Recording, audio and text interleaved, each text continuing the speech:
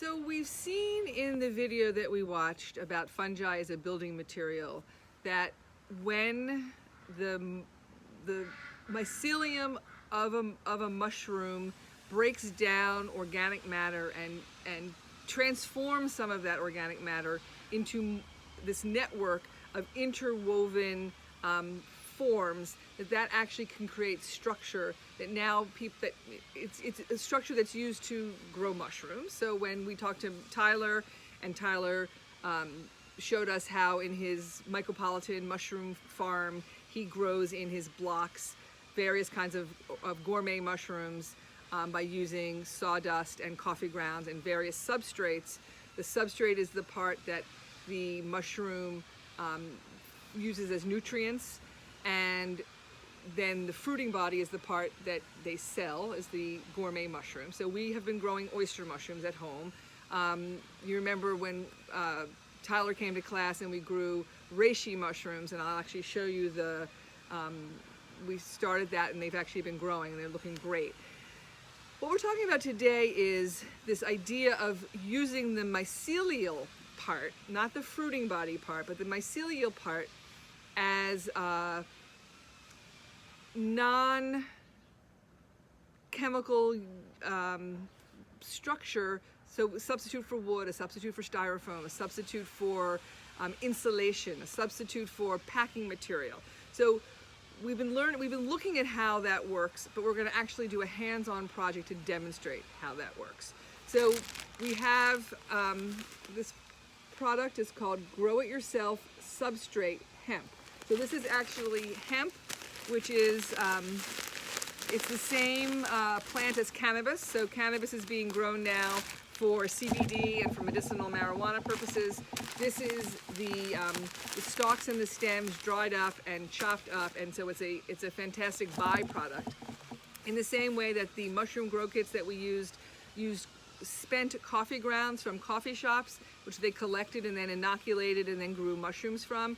This is inoculated, which means it already has the spores in there. It's in a bag, which has one of those patches, and the patch allows any gas to escape, but doesn't allow any bacteria or germs to come in. So it is a one-way patch, and it's actually, there's nothing happening now. This is an inactive spores in dry hemp, and we are going to activate it.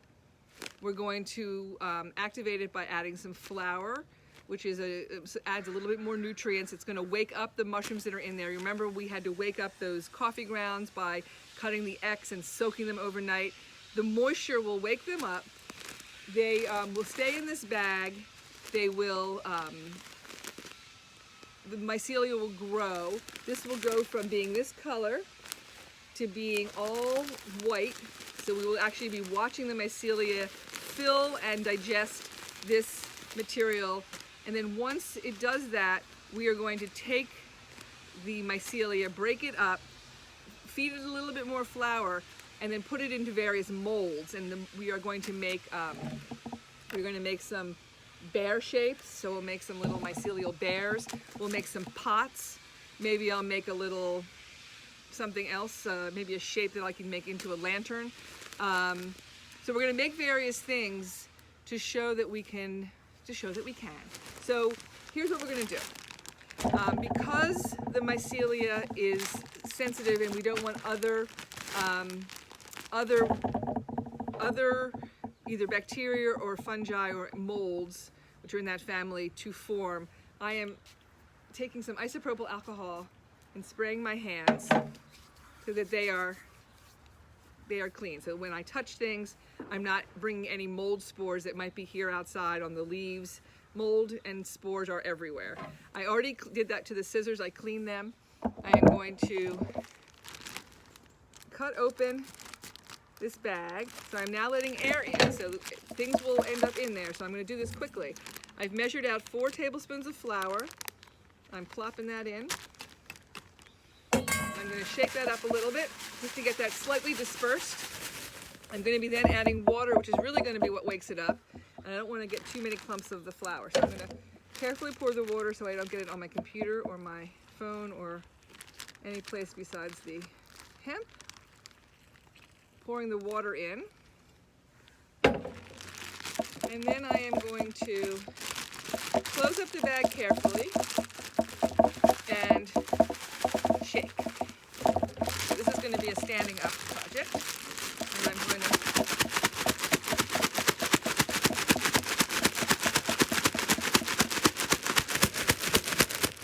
turn it a little sideways, shake some more.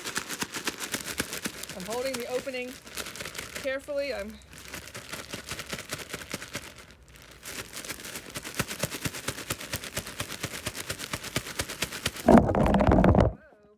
fell down. So much shaking. All right, let's see. Am I still recording? Yes, okay. Shaking, shaking, shaking, shaking, shaking. And really what I want is for the water to be evenly dispersed, and if you can look here, you can see that is still dry and that is damp. And you can see the color looks different. It's a little bit hard to see on the camera, but that's where it's damp and that's where it's dry. So I have not successfully shaken it, and that's where it's a little clumpy. So I'm going to keep shaking it.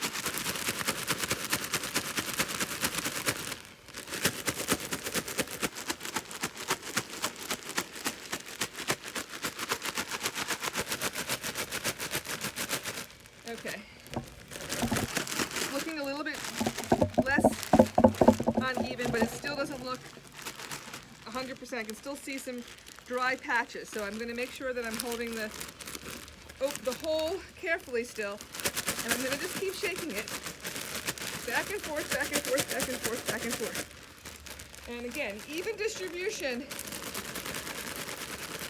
is very important, because where it's dry, the mycelia really won't end up. So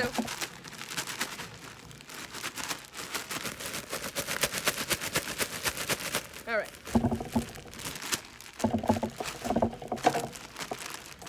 There are no clumps. I am now, all right, so now we've gone, I'm going to move the camera down a little bit so we can see a little bit better. I have this, where it's open, I need to close that, but I need to make sure that the patch is exposed. Okay, so I'm going to take a clip and clip it right here.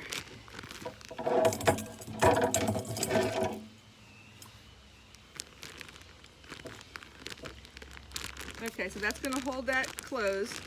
And then this is just going to, I'll just show you what it looks like. This is just going to sit. Right now you can see that it's quite, it's not actually very even. I'm going to shake it a little bit more, but it's a little bit boring to have you watch me continue to shake it. I will shake it until it's more even. And then I will let that sit for about a week. And then we will come back and see the mycelia all over. So I'm just going to review these other mushroom that we have done to remind you. So this is the fruiting body, remember, of the oyster mushroom. And the mycelia is this white part. And below the white part is the coffee grounds, which is the substrate. So remember, we have the substrate, and then we have these little adorable fruiting bodies. I hope you can see that. Hold the camera. Very little itty bitty oyster mushrooms. So those are the fruiting bodies. And here you can just see the remnants of the mycelia. There are no more fruiting bodies. This one's already fruited and I've already harvested it. But the mycelia has turned the coffee grounds. And then these are those reishi mushrooms that, again, the substrate here was sawdust, and I did put some soil in there to let's just see if I can break off a piece.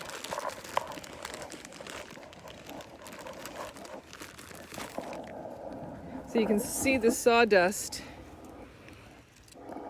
and it's a little bit of soil. These have been sitting outside, but then these are the fruiting bodies of the reishi mushroom. Okay, so that is all of this part of the demonstration, and then in a week we will come back and see the mycelium. We'll actually be we'll watch it growing each day. And then we will do part 2, which is breaking it up and putting it into these clean molds and letting it in a plastic bag, letting the mycelia reform, and then we will end up with mycelial bears. And this is an opportunity for us to practice this creating with natural materials, using the functions that we know of these materials to create substitutes for things that have been, being made by unsustainable means.